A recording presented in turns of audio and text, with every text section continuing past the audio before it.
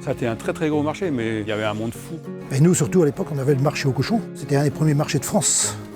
Ça, c'était l'histoire du marché. Autrefois, on disait on trouve de tout comme à la Guerche.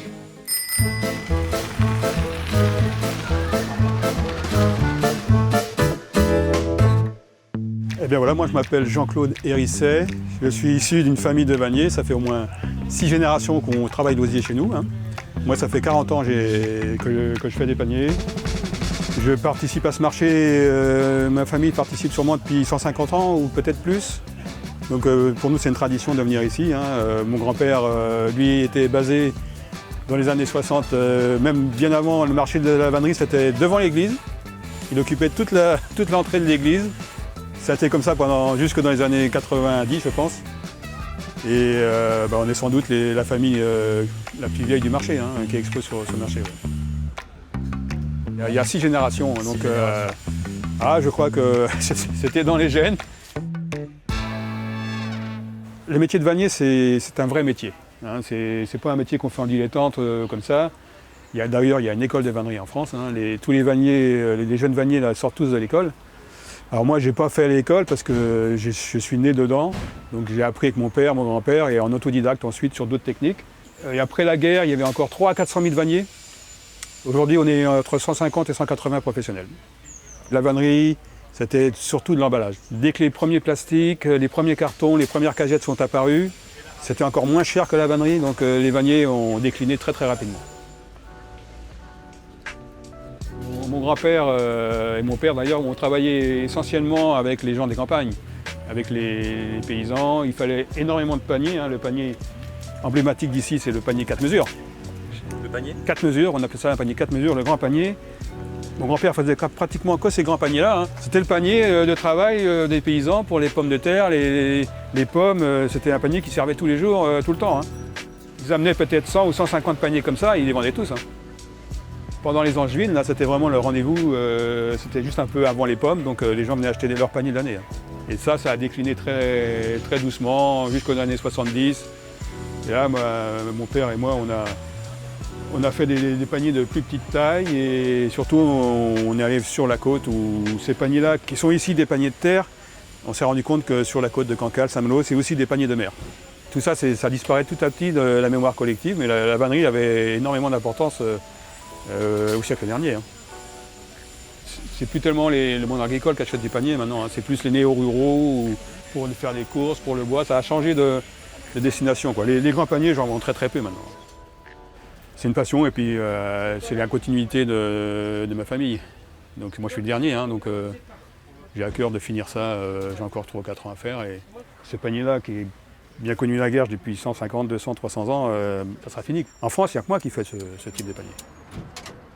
Alors ce marché, ça a été un très très gros marché, mais il y avait un monde fou. Ça durait jusqu'à 4 heures des fois l'après-midi.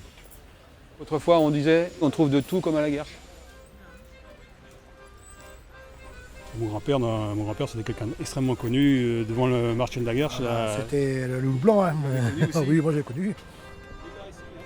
Moi, je me présente déjà, le Thorament, originaire de la Guerche depuis 64 ans, ça fait que je suis né en 57. Ensuite, j'étais agriculteur pendant 42 ans. Et à la mairie, ça fait 26 ans que je suis maintenant à la mairie. J'ai été élu, oui. Je suis en retraite depuis 3 ans. J'ai bien connu les comices. En plus, nous, étant gamins, c'était une fête parce qu'on avait la chance, on reprenait l'école qu'en septembre. Ces foires-là, c'est sûr que c'était très important. Tout le monde venait faire ces courses-là. J'ai encore vu une personne hier, on venait à la foire pour acheter un cartable pour aller à l'école. C'était ce jour-là, c'était pas notre jour.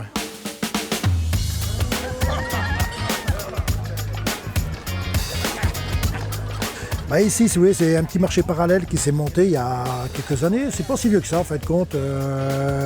Les anciens agriculteurs, c'est vrai que la traite d'agriculteurs n'est pas trop élevée. Et ils aiment faire leur volaille, tout ça. Et beaucoup de pommes de terre, beaucoup de courgettes, beaucoup de tout ça. Qu'est-ce qu'on fait de ça? On va les vendre sur le marché. Et on fait compte de fil en aiguille, on voit que ce marché-là, il augmente tous les ans. La preuve, c'est qu'on se retrouve avec beaucoup de légumes qui arrivent et on sait d'où ça sort là. Et c'est un petit supplément pour eux. Oui, on a les animaux, après, c'est surtout vraiment de la volaille, il y a des lapins, des cannes, poules, il y a un peu de tout, mais c'est vraiment la volaille. Et en fin de compte, ce qu'on voit là aujourd'hui, là, qui est représenté, ben, c'était un peu ça à l'époque, c'était ça partout. Ah oui, pour moi, c'est ce qu'on voyait il y a 50 ans. Hein. Ouais. Ah oui, il y a 50 ans, c'était le marché au lapin. Ben, le marché au lapin, le marché au volaille, il y avait de tout. On disait toujours les dictons, on trouve tout à la Guerche. Et nous, surtout à l'époque, on avait le marché aux cochons. Le marché aux cochons, c'était un des premiers marchés de France. Le plus grand commerce de cochons, se faisait à la Guerche. Et tous les porcelets se vendaient à la Guerche. Alors, c'était un peu on rigolait de temps en temps parce que ça échappait de temps en temps aux éleveurs. Tout le monde courait derrière les cochons. C'était vraiment comique. Je ne sais pas si vous saviez, il y avait la foire des patrons, la foire des jeunes et la foire des bitrous. Les bitrous, c'est quoi les bitrous? Les bitrous, c'était tous les ouvriers de ferme. Tous les ouvriers de ferme, eux, ils avaient leur journée entière. C'est vrai que le soir, pour travailler, il y avait du mal. Hein. Mais bon, c'était comme ça. Hein. Par contre, les patrons, ils faisaient les 3 foires. Ouais. Et même chez Reynard, l'imprimerie Reynard, elle fermait et donnait une demi-journée à tous ses ouvriers pour aller à la foire. Bonjour. Bonjour, je m'appelle Jean-Luc David. On m'a demandé de participer un peu aux 900 ans du marché de la Guerche. Je tiens boutique au 23 Faubourg de Rennes depuis 40 ans. Fruits et légumes du terroir, de la Guerche, et aussi on a fait les fleurs. Et le but de l'histoire, c'était de voir le client repartir de la boutique, peu importe les circonstances, avec un sourire. J'ai vu les premiers marchés qu'on a effectués à peu près à l'endroit où on est là.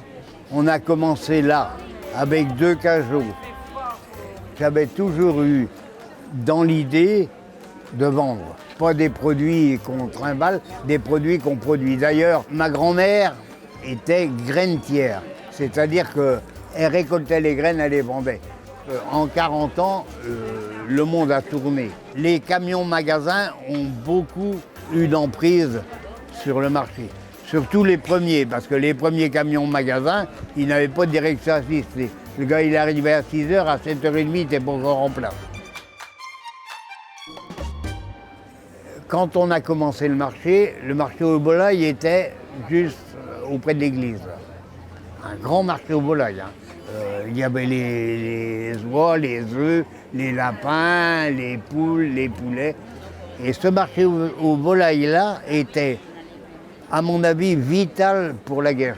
À 8h30, 9h, les gens avaient été payer leurs droits de place et vendaient leurs lapins, ce qu'ils avaient apporté. Et quand ils avaient bien vendu, l'argent restait à la guerre. Les dames se rencontraient, le discours c'était « t'as bien vendu ?» Ouais. Bon, bah si t'as bien vendu, tu vas payer ta tournée. Hop. Et c'était tout un ensemble qui faisait vivre le centre. Et c'est comme ça que ça a beaucoup démarré. Et il faut dire que c'était favorable. À partir du moment où ils ont commencé à donner des chèques, que la monnaie liquide a commencé à disparaître, les gens, fallait qu'ils aillent à l'époque à la banque à l'autre bout de la rue. Mais on ne les voyait pas revenir. Ça, c'était l'histoire du marché. Le marché local profond avec les gens du canton. Pour moi, c'est un bonheur de revoir les petits commerces vraiment se raccrocher aux branches. Et je pense qu'on est dans une situation géographique qui nous aide. Et regardez les étals qu'on a connus il y a 40 ans. Eh ben, il y a un renouveau pour moi. Ça y est, on a gagné.